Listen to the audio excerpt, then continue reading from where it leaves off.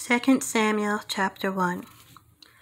After the death of Saul, David returned from striking down the Amalekites and stayed in Ziklag 2 days. On the third day, a man arrived from Saul's camp with his clothes torn and dust on his head.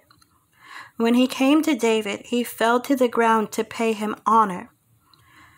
"Where have you come from?" David asked him. He answered, "I have escaped from the Israelite camp." "What happened?" David asked. "Tell me." "The men fled from the battle," he replied. "Many of them fell and died, and Saul and his son Jonathan are dead." Then David said to the young man who brought him the report, "How do you know that Saul and his son Jonathan are dead?" "I happened to be on Mount Gilboa," the young man said, "and there was Saul leaning on his spear with the chariots and their drivers in hot pursuit. When he turned around and saw me, he called out to me, and I said, 'What can I do?' He asked me, 'Who are you?' 'An Amalekite,' I answered. Then he said to me, 'Stand here by me and kill me. I'm in the throes of death, but I'm still alive.' So I stood beside him and killed him, because I knew that after he had fallen he could not survive. And I took the crown that was on his head and the band on his arm, and have brought them here to my lord." Then David and all the men with him took hold of their clothes and tore them. They mourned and wept and fasted till evening for Saul and his son Jonathan, and for the army of the Lord, and for the nation of Israel, because they had fallen by the sword. David said to the young man who brought him the report, "Where are you from?" "I am the son of a foreigner, an Amalekite," he answered. David asked him, "Why weren't you afraid to lift your hand to destroy the Lord's anointed?" Then David called to one of his men and said, "Go, strike him down." So he struck him down, and he died. For David had said to him, "Your blood be on your own head. Your own mouth testified against you when you said, 'I killed the Lord's anointed.'"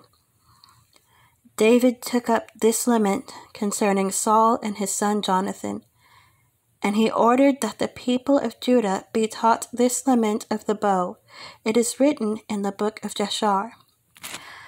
"A gazelle lies slain in your heights, Israel. How the mighty have fallen. Tell it not in Gath, proclaim it not in the streets of Ashkelon, lest the daughters of the Philistines be glad, lest the daughters of the uncircumcised rejoice.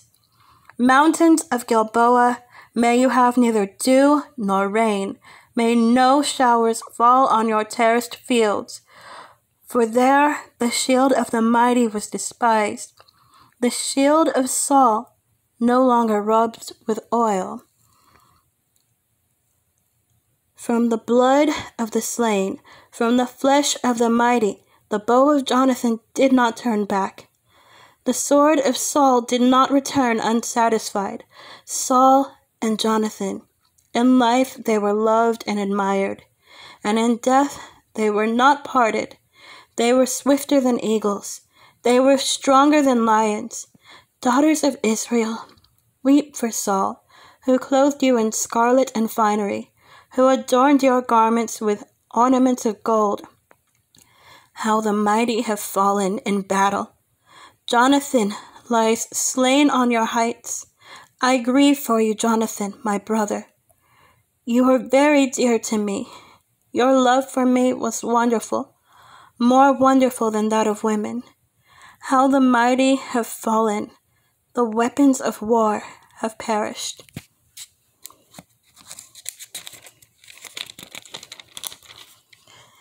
Second Samuel chapter 2. In the course of time, David inquired of the Lord, "Shall I go up to one of the towns of Judah?" he asked. The Lord said, "Go up."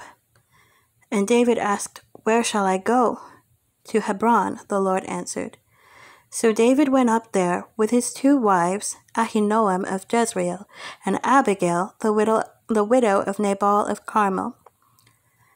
David also took the men who were with him, each with his family, and they settled in Hebron and its towns.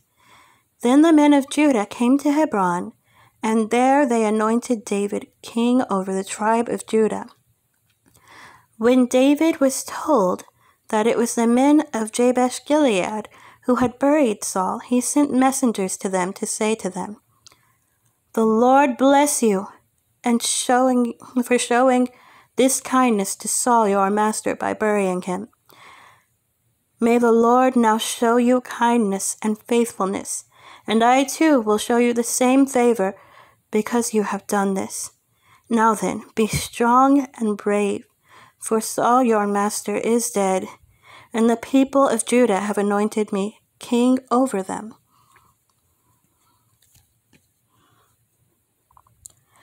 Meanwhile, Abner, son of Ner, the commander of Saul's army, had taken Ishbosheth, son of Saul, and brought him over to Mahanaim.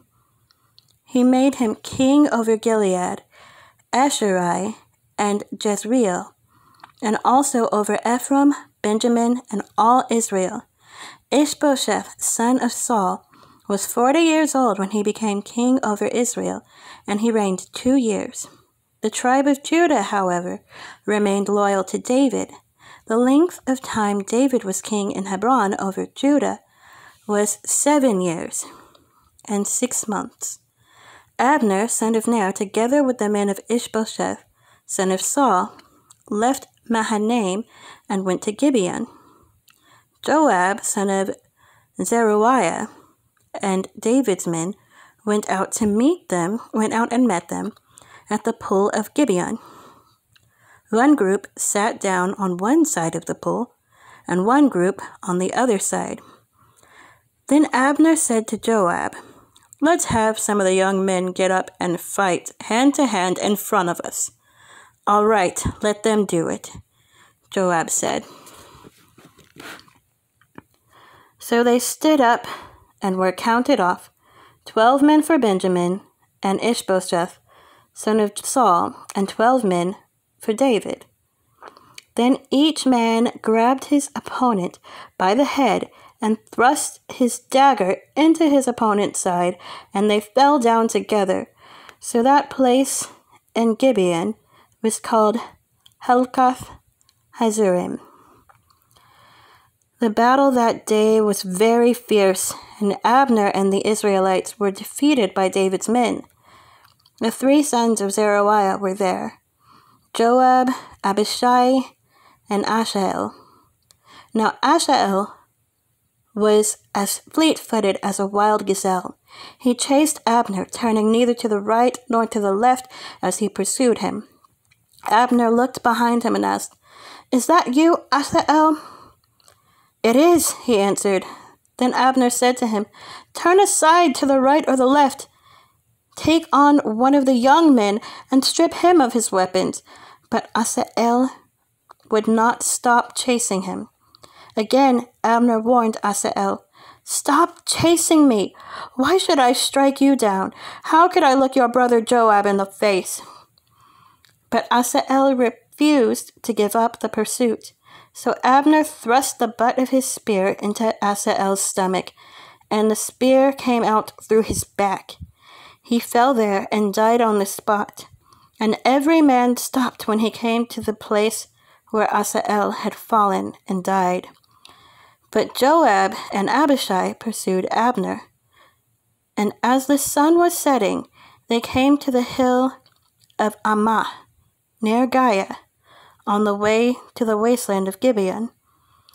Then the men of Benjamin rallied behind Abner.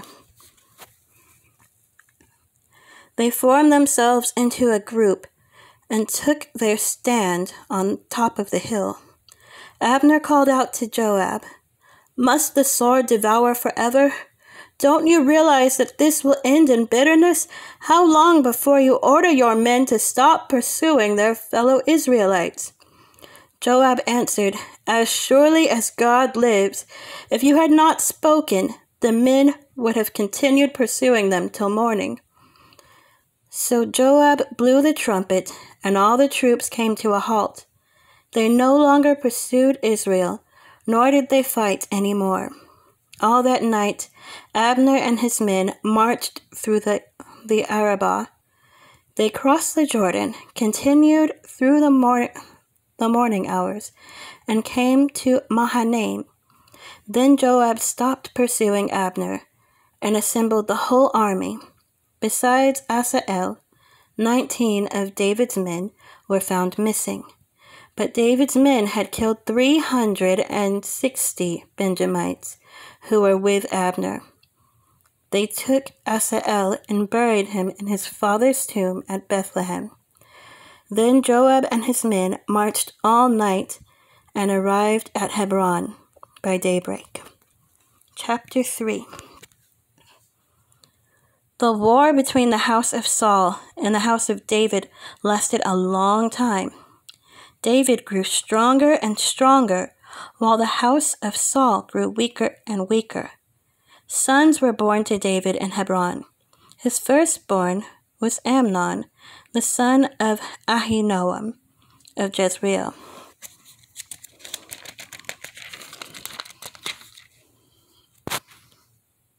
His second, Chileab, was the son of Abigail, the widow of Nabal of Carmel. The third was Absalom, son of Maacah, daughter of Talmai, king of Geshur. The fourth, Adonijah, the son of Haggith. The fifth, Shephatiah, the son of Abital. The sixth, Ephraim, the son of David's wife Eglah. These were born to David in Hebron. During the war between the house of David and the house of Saul and the house of David, Abner had been strengthening his own position in the house of Saul.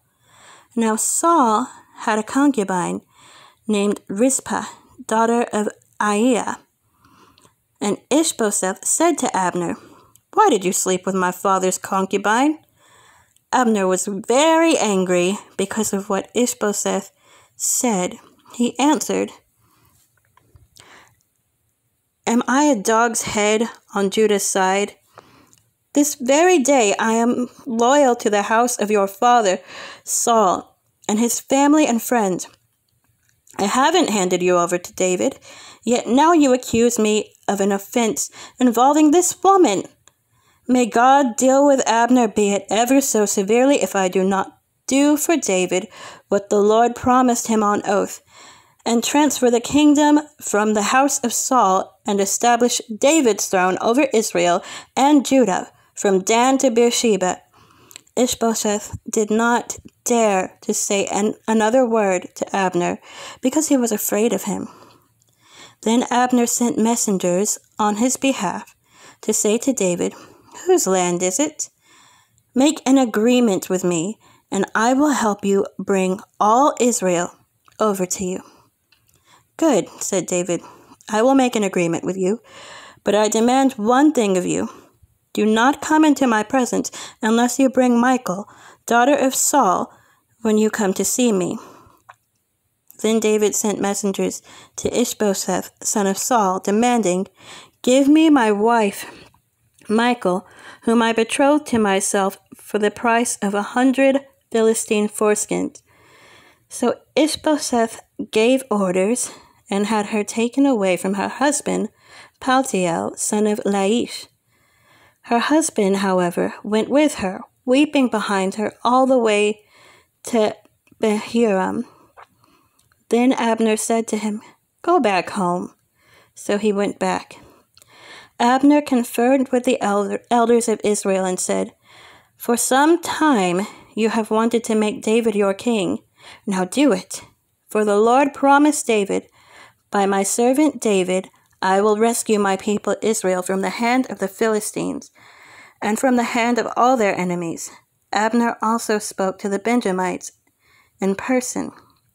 Then he went to Hebron to tell David everything that Israel and the whole tribe of Benjamin wanted to do. When Abner, who had 20 men with him, came to David at Hebron, David prepared a feast for him and his men.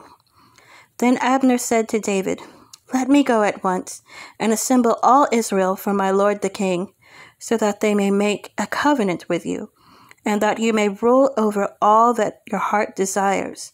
So David sent Abner away, and he went in peace.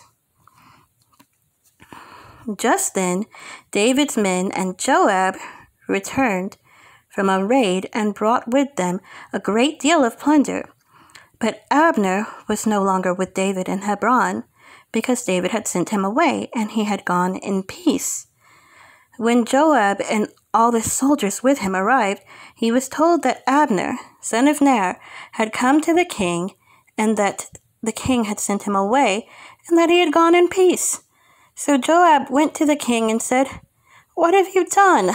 Look, Abner came to you. Why did you let him go? Now he is gone. You know Abner, son of Ner. He came to deceive you and observe your movements and find out everything you are doing." Joab then left David and sent messengers to Abner, and they brought him back from the cistern of Sirah. But David did not know it. Now when Abner returned to Hebron, Joab took him aside into an inner chamber, as if to speak with him privately, and there, to avenge the blood of his brother Asahel, Joab stabbed him in the stomach, and he died. Later, when David heard about this, he said, "I and my kingdom are forever innocent before the Lord concerning the blood of Abner, son of Ner. May his blood fall on the head of Joab and his whole family. May Joab's family never be without someone who has a running sore or leprosy, or who leans on a crutch, or who falls by the sword, or who lacks food." Joab and his brother Abishai murdered Abner because he had killed their brother Asahel in the battle at Gibeon. Then David said to Joab and all the people with him, "Tear your clothes and put on sackcloth, and walk in mourning in front of Abner." King David himself walked behind the bier. They buried Abner in Hebron, and the king wept aloud at Abner's tomb. All the people wept also. The king sang this lament for Abner: "Should Abner have died as the lawless die? Your hands were not bound, your feet were not fettered. You fell as one falls before the wicked." And all the people wept over him again. Then they all came and urged David to eat something while it was still day. But David took an oath, saying, "May God deal with me, be it ever so severely, if I taste bread or anything else before the sun sets." All the people took note and were pleased. Indeed, everything the king did pleased them. So on that day, all the people there and all Israel knew that the king had no part in the murder of Abner, son of Ner. Then the king said to his men, "Do you not realize that a commander and a great man has fallen in Israel this day? And today, though I am the anointed king, I am weak, and these sons of Zeruiah are too strong for me. May the Lord repay the evildoer according to his evil deeds." Chapter 4. When Ishbosheth, son of Saul, heard that Abner had died in Hebron, he lost courage, and all Israel became alarmed. Now Saul's son had 2 men who were leaders of raiding bands. One was named Bahnah, and the other Rechab. They were sons of Rimmon, the Beerothite, from the tribe of Benjamin. Beeroth is considered part of Benjamin, because the people of Beeroth fled to Gittaim and have resided there as foreigners to this day. Jonathan, son of Saul, had a son who was lame in both feet. He was 5 years old when the news about Saul and Jonathan came to Jezreel. His nurse picked him up and fled, but as she hurried to leave, he fell and became disabled. His name was Mephibosheth. Now Rechab and Baanah, the son of Rimmon, the Beerothite, set out for the house of Ishbosheth, and they arrived there in the heat of the day, while he was taking his noonday rest. They went into the inner part of the house, as if to get some wheat, and they stabbed him in the stomach. Then Rechab and his brother Baanah slipped away. They had gone into the house while he was lying on the bed in his bedroom. After they stabbed and killed him, they cut off his head, taking it with them. They traveled all night by way of the Arabah. They brought the head of Ishbosheth to David at Hebron and said to the king, "Here is the head of Ishbosheth, son of Saul, your enemy, who tried to kill you. This day the Lord has avenged my lord the king against Saul and his offspring." David answered Rechab and his brother Baanah, the sons of Rimmon, the Beerothite, "As surely as the Lord lives, who has delivered me out of every trouble, when someone told me Saul is dead and thought he was bringing good news, I seized him and put him to death in Ziklag. That was the reward I gave him for his news. How much more when wicked men have killed an innocent man in his own house and on his own bed, should I not now demand his blood from your hand and rid the earth of you?" So David gave an order to his men, and they killed them. They cut off their hands and feet and hung the bodies by the pool in Hebron. But they took the head of Ishbosheth and buried it in Abner's tomb at Hebron.